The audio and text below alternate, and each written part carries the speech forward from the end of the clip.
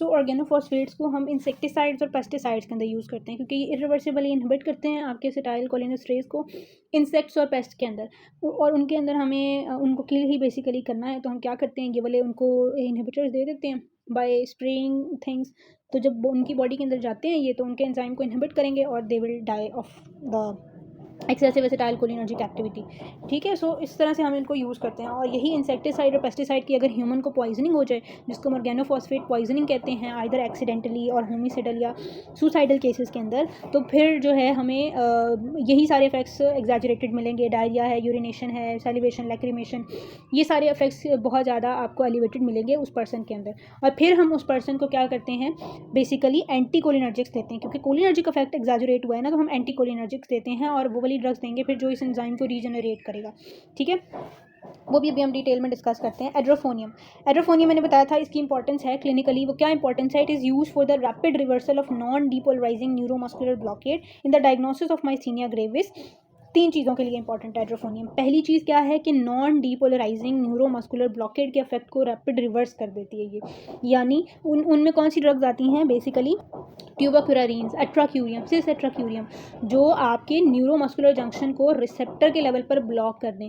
जब वो ब्लॉक कर देंगी तो आपका रिसेप्टर ब्लॉक हो गए। ठीक है, अब हम क्या करते हैं, एड्रोफोनियम देते हैं पेशेंट को। एड्रोफोनियम क्या करेगी, आपके एसिटाइलकोलिन के लेवल्स को बढ़ा देगी, तो जो थोड़े बहुत रिसेप्टर अवेलेबल हैं वो जो रैपिड एक्टिवेशन होगी, एक्सेसिव एक्टिवेशन होगी, और इफेक्ट्स जो हैं वो काउंटरएक्ट हो जाएंगे इन ड्रग्स के। सो इनकी पॉइजनिंग के अंदर, ट्यूबाक्यूरारीन की पॉइजनिंग के अंदर, सिस एट्राक्यूरियम की पॉइजनिंग के अंदर हम लोग एड्रोफोनियम देते हैं। नियोस्टिग्मीन भी दे सकते हैं। ठीक है, दूसरी चीज़ क्या है, माइस्थीनिया ग्रेविस को डायग्नोज करने के लिए कि अगर हम, क्योंकि इसका बहुत शॉर्टर ड्यूरेशन ऑफ एक्शन होता है, तो अगर किसी पेशेंट को माइस्थीनिया ग्रेविस है ना, क्योंकि उसके एसिटाइलकोलिन लेवल्स बॉडी के अंदर रिसेप्टर बहुत कम हुए हैं, तो हम ये ड्रग जब देंगे तो फ़ौरन से उस पेशेंट के अंदर बेहतरी नजर आएगी विद इन सेकेंड्स। तो हम डायग्नोज कर लेंगे इसको माइस्थीनिया है। और तीसरी चीज़ क्या है, हम माइस्थीनिया ग्रेविस को कोलिनर्जिक क्राइसिस से डिफ्रेंशिएट करने के लिए भी इस ड्रग को यूज़ करते हैं। इसका मतलब क्या है, अब जैसे आपके पास 2 पेशेंट आए हैं, एक को माइस्थीनिया ग्रेविस है, उसके अंदर जो डिजीज़ प्रेजेंटेशन होगी ना, लो कोलिनर्जिक एक्टिविटी बहुत कम होगी, मसल में फ्लैसिड पैरालिसिस होगा, एट्रोफी हुई होगी, हर चीज़ जीआईटी मोटिलिटी कम होगी, इस हर चीज़ डिमिनिश्ड होगी, सैलिवेशन लैक्रिमेशन भी डिमिनिश्ड होगी। और एक पेशेंट है आपके पास आया है, बेसिकली माइस्थीनिया ग्रेविस वाला जो पेशेंट होगा ना, उसमें मसल एक्टिविटी सबसे प्रोनाउंस्ड फीचर होगा जिसमें वो कम हुई होगी। एक पेशेंट आया है कोलिनर्जिक क्राइसिस के साथ, उसके अंदर भी मसल एक्टिविटी कम है, बट उसके अंदर मसल एक्टिविटी इस वजह से कम नहीं हुई है कि उसके अंदर एसिटाइलकोलिन के लेवल्स कम है या निकोटिनिक रिसेप्टर्स के जो है वो डिग्रेडेशन हो गया। उसके अंदर वजह ये है कि कोलिनर्जिक एक्टिविटी उसके अंदर इतनी ज़्यादा हो गई कि उसने स्पास्टिक पैरालिसिस कर दिया, स्पैज्म किया मसल्स को एक्सेसिव एक्टिविटी की वजह से, और फिर उस स्पैज्म की वजह से पैरालिसिस हुआ। तो पहले मसल एक्टिविटी फैसिकुलेशन होगी बड़ी फास्ट होगी, फिर बाद में अल्टीमेटली उसने भी कम हो जाना है ड्यू टू पैरालिसिस। तो दोनों के अंदर मसल एक्टिविटी बहुत कम है, मसल एट्रोफी नज़र आ रही है। अब आपने डिफ्रेंशिएट करना है, दोनों पेशेंट इस स्टेज के ऊपर आपके पास आए हैं और आपने डिफ्रेंशिएट करना है किसको माइस्थीनिया है, किसको कोलिनर्जिक क्राइसिस है। आप दोनों को एड्रोफोनियम देंगे। जो माइस्थीनिया वाला पेशेंट होगा ना, उसके अंदर एड्रोफोनियम से जब एसिटाइलकोलिन के लेवल ज़्यादा होंगे तो वो रिसेप्टर्स पे बाइंड करेगी और मसल एक्टिविटी बेहतर हो जाएगी। तो वो पेशेंट के सिम्टम्स आपको इंप्रूव होते हुए नजर आएंगे, वो he can move the muscles now. But जब आप कोलिनर्जिक क्राइसिस वाले पेशेंट को एड्रोफोनियम देंगे, तो कोलिनर्जिक क्राइसिस का मतलब है ऑलरेडी उसके एसिटाइलकोलिन लेवल्स बड़े ज़्यादा हैं, उसके रिसेप्टर एक्टिवेशन बड़ी ज़्यादा हुई हुई है। तो जब आप ऐसे पेशेंट को देंगे तो उसके सिम्टम्स एग्जैजरेट करेंगे, उसका डायरिया यूरिनेशन बढ़ जाएगी। बट हमारे लिए वो नुकसानदेह क्यों नहीं होती, हम ऐसी ड्रग उसको दें, क्योंकि इसका इफेक्ट्स बड़ी थोड़ी सी देर के लिए इसका इफेक्ट है, फ़ौरन पेशेंट थोड़ी देर तक ठीक हो जाएगा, तो ख़तरे की कोई बात नहीं है। लेकिन इतनी थोड़ी सी देर में हमें पता चल जाएगा, डायग्नोज करना आसान हो जाएगा कि इसको माइस्थीनिया है या कोलिनर्जिक क्राइसिस है। तो फिर अगर कोलिनर्जिक क्राइसिस होगा तो फिर हम उसको एंटी कोलिनर्जिक ड्रग देंगे। ठीक होगी बात। तो ये चीज़ है डिफ्रेंशिएटिंग, ये एग्जामिनर ये भी पूछते हैं, ये भी इंपॉर्टेंट क्वेश्चन है। ठीक है, अच्छा जी, because cholinergic crisis can result in muscle weakness like that of myasthenic crisis, distinguishing the 2 conditions may be difficult. Administration of a short acting cholinomimetic like एड्रोफोनियम will improve muscle strength in myasthenic crisis but weaken it in cholinergic crisis. तो इस तरह से हम diagnose कर लेते हैं। उसके बाद जी टॉक्सिसिटी इन ड्रग्स की जो इनडायरेक्ट एक्टिंग है। तो अभी तक हमने इनडायरेक्ट एक्टिंग का यूज़ कहाँ कहाँ पढ़ा, हमने माइस्थीनिया ग्रेविस के अंदर पढ़ा, हमने उसके डायग्नोसिस में पढ़ा माइस्थीनिया ग्रेविस के, हमने अल्जाइमर्स डिजीज़ के अंदर पढ़ा, हमने नॉन डिपोलराइजिंग न्यूरोमस्कुलर के रिवर्सल के तौर पे पढ़ा, हमने डिफ्रेंशिएट करने के लिए पढ़ा कोलिनर्जिक क्राइसिस को फ्रॉम द माइस्थीनिक क्राइसिस।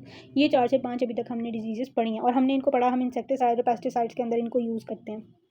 ठीक है, इन एडिशन ये एग्जामिनर क्लिनिकल यूजेस भी पूछते हैं, हमने डायरेक्ट एक्टिंग के क्या क्या क्लिनिकल यूजेस पढ़े, ग्लोकोमा पढ़ा, जीरोस्टोमिया, शोग्रान सिंड्रोम, जीरोफ्थैल्मिया, ये मेन है उनके, और बाउल एंड ब्लैडर डिजीज़ है, कोई भी non obstructive cause of urinary retention है, जीआई में कंटेंट की रिटेंशन हो रही है, स्टमक एटोनिक स्टमक है, एडायनामिक आइलियस है, पैरालिटिक आइलियस है, मेगाकोलॉन है, इन सारी डिजीज़ के अंदर भी हम पेशेंट को दे सकते हैं डायरेक्ट एक्टिंग कोलिनोमाइमेटिक्स। ठीक है, उसके बाद जी, in addition to their therapeutic uses some acetylcholinesterase inhibitors have clinical importance because of accidental exposure to toxic amount of pesticides. जो मैंने बात की ऑर्गेनोफॉस्फेट्स के बारे में, the use of extremely potent drugs in this class are of importance because of potential use in terrorist and other criminal attacks to kill the person in front of them. The most toxic of these drugs are organophosphates, जैसे पैराथायोन है, मेलाथायोन है, can be rapidly fatal if exposure is not immediately recognized and treated. After standard protection of vital signs, the antidote of first choice is the anti-muscarinic agent atropine, which is an anticholinergic. जब cholinergic poisoning हुई है ना, organophosphate ने basically cholinergic activity को बढ़ा दिया, तो हम एंटीकोलिनर्जिक देंगे। बट ये जो ड्रग है, ये क्योंकि मस्करीनिक रिसेप्टर्स पे एक्ट करती है, ये एंटी मस्करीनिक है बेसिकली, तो निकोटिनिक इफेक्ट पर, निकोटिनिक रिसेप्टर्स के ऊपर जो पॉइजनिंग के साइंस होंगे, क्योंकि एसिटाइलकोलिन तो निकोटिनिक पर भी है और जो आपके मस्करीनिक है दोनों पर है, तो पॉइजनिंग दोनों रिसेप्टर्स पर हुई है, बट ये जो आप एंटीडोट दे रहे हैं ये तो सिर्फ मस्करीनिक पे एक्ट करेगा। So this drug has no effect on the nicotinic signs of toxicity.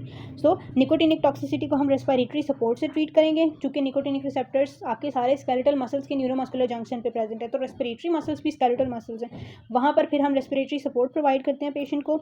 और जो आपका एक्टिव कोलिनेस्टरेज एंजाइम है जो निकोटिनिक रिसेप्टर्स के लिए, हम फिर उसका रीजनरेटर देते हैं, क्योंकि मैंने बताया इरिवर्सिबल होने की वजह से ये ड्रग्स आपके एंजाइम को परमानेंटली इनहिबिट कर देंगे जब तक वो नया नहीं बनेगा। तो रीजनरेटिंग के लिए we have a drug called pralidoxime और ऑक्साइम्स, वो हम देते हैं। Immediately after binding to the cholinesterase, most organophosphate inhibitors can be removed from the enzyme by the use of regenerator compounds such as pralidoxime. तो हम enzyme को दोबारा से रिकवर कर सकते हैं बाय दिस ड्रग। ठीक है, और जब ये वाली ड्रग हम यूज़ करेंगे तो इससे उसके निकोटिनिक इफेक्ट्स भी रिवर्स हो जाएंगे और मस्करीनिक इफेक्ट्स भी रिवर्स हो जाएंगे। इंपॉर्टेंट बात है, अगर नहीं समझ आई तो वीडियो को बैक करें और थोड़ा दोबारा ये चीज़ को सुनें। And this may reverse both signs. If the enzyme phosphate binding is allowed to persist, aging occurs and regenerated drugs can no longer remove the inhibitor. अब ये क्या चीज़ है? It is the phenomena of aging. क्या होता है कि जब आप ऑर्गेनोफॉस्फेट्स या कोई भी इरिवर्सिबल बाइंडर देते हैं ना एसिटाइलकोलिनेस्टरेज का, तो क्या होता है कि वो उनका अफेक्ट एंजाइम को रीजनरेट करने वाला जो उनका एक प्रॉपर्टी है कि एक सर्टन टाइम के अंदर ही आप उनको एंजाइम से डिसोसिएट कर सकते हैं। फॉर एग्जांपल, हमने पेशेंट को ना मेलाथायोन पॉइजनिंग हो गई है, अब मेलाथायोन उसके एसिटाइलकोलिनेस्टरेज एंजाइम के साथ बाइंड किया हुआ है, वैसे तो उसने इरिवर्सिबल बाइंडिंग है, बट शुरू के लेट सपोज आधे घंटे का टाइम हम कर लेते हैं कि शुरू के जो आधा घंटा होगा ना, उसके अंदर अगर आप प्रेलिडोक्साइम दे देंगे ना उस पेशेंट को, तो वो डिटैच हो जाएगा मेलाथायोन, लेकिन आधे घंटे के बाद वो इतना परमानेंटली अटैच हो जाएगा कि फिर प्रेलिडोक्साइम देने का कोई फ़ायदा नहीं है। ठीक है, तो दैट्स हाउ इट वर्क्स। तो इस प्रोसेस को हम कहते हैं कि जब वो परमानेंटली बाइंड कर जाए और आप रीजनरेट ना कर सकें एंजाइम को, तो फिर हम उसको एजिंग का फिनोमिना कहते हैं। इसकी डेफिनेशन शुरू में लिखी हुई थी, वो भी हम उधर पढ़ते हुए हैं, ये एग्जाम में आ जाती है। ठीक है, तो बाद में फिर हम कौन सी ड्रग देते हैं? फिर हम एट्रोपिन ही देते हैं, जो रिसेप्टर्स पे फिर आपके एंटीकोलिनर्जिक एक्टिविटी शो करती है। ठीक है, डेफिनेशन इसकी यहाँ लिखी हुई है, एजिंग की इंपॉर्टेंट है। Organophosphate aging, a process whereby the organophosphate after binding to the cholinesterase is chemically modified and becomes more firmly bound to the enzyme and now it can not be dissociated from the enzyme. ठीक हो गया। उसके बाद है जी, because of their toxicity and short persistent in the environment, organophosphates are used extensively in agriculture as insecticide and as anti helminthic agents. Examples are मेलाथायोन and parathion. Some of these agents, malathion and are relatively safe in humans because they are metabolised rapidly to inactive products in mammals. जैसे malathion की उन्होंने दी, थोड़ा सा ये relatively safe होता है from पैराथायोन, क्योंकि ये डिग्रेड हो जाता है हमारी बॉडी में, लेकिन इंसेक्ट्स की बॉडी में ये डिग्रेड नहीं होता, तो उनके लिए इक्वली फेटल है। कुछ ड्रग्स जो हैं वो प्रो ड्रग्स हैं, यानी वो इनएक्टिव होती हैं, जब आप उनको देते हैं आपकी बॉडी में जाके वो एक्टिव होती हैं। ठीक है, और अपने एक्टिव प्रोडक्ट में एक्टिव प्रोडक्ट में चेंज हो जाती हैं। The signs and symptoms of poisoning are the same जो कि डायरेक्ट एक्टिंग एजेंट्स के हैं, लाइक एक ब्रेडिकार्डिया होगा और salivation, lacrimation, sweating, diarrhoea, urination, CNS stimulation. अच्छा, और उन्होंने बताया है CNS stimulation is common with organophosphate and physostigmine overdose stage as well and include convulsions followed by respiratory and cardiovascular depression. It is also the feature because ये neuromuscular junction पर भी act कर रहे होते हैं. The spectrum of toxicity can be remembered with the mnemonic dumbbells. Dumbbells में क्या आपने याद रखना है कि जब आपकी कोलिनर्जिक टॉक्सिसिटी होती है ना, तो diarrhoea, urination, meiosis, bronchoconstriction, bradycardia, excitation of skeletal muscles and CNS, lacrimation and salivation and sweating. ये सारे सिम्टम्स आपको पॉइजनिंग के अंदर पेशेंट के अंदर देखने को मिलेंगे. तो यहाँ पर आपका चैप्टर जो है वो एंड हो जाता है, बट कुछ चीज़ें अभी इसमें मिसिंग हैं, वो मैं आपको अभी बताती हूँ. अच्छा, एक और डिजीज़ होती है माइस्थीनिया ग्रेविस जैसी ही, लैम्बर्ट ईटन सिंड्रोम. उसके अंदर भी हम नियोस्टिगमीन को यूज़ कर सकते हैं. ठीक है, बाकी हमने ट्यूबरक्लोसिस टॉक्सिसिटी पढ़ी, उसके अंदर यूज़ हो सकता है. और बाउल एंड ब्लैडर मूवमेंट वाली डिजीज़ जहाँ पर हम बिथैनिकोल को यूज़ करते थे, वहाँ पर भी हम नियोस्टिगमीन को यूज़ कर सकते हैं. ठीक है, बाकी साइड इफ़ेक्ट्स इसके भी वही होंगे जो डायरेक्ट एक्टिंग वाली ड्रग्स के थे. ठीक हो गया. और उसके बाद है जी ओवरडोज ऑफ एट्रोपिन में भी इसका यूज़ हो सकता है. ज़ाहिर बात है, जब इसकी ओवरडोज में हम एट्रोपिन को यूज़ कर सकते हैं, तो एट्रोपिन की ओवरडोज में इसको यूज़ कर सकते हैं. So they are interchangeably use in their poisoning. उसके बाद हमने बात की कि क्वाटर्नरी अमाइंस और टर्शरी अमाइंस की. ठीक है, जो आपके नियोस्टिगमीन और पायरिडोस्टिगमीन है, पायरिडोस्टिगमीन का ही दूसरा नाम, उसके अलावा एक और ड्रग है, sorry, ambenonium. They both are quaternary amines. ये आपके ब्लड ब्रेन बैरियर को क्रॉस नहीं कर सकती. फाइजोस्टिगमीन वो कर सकती है.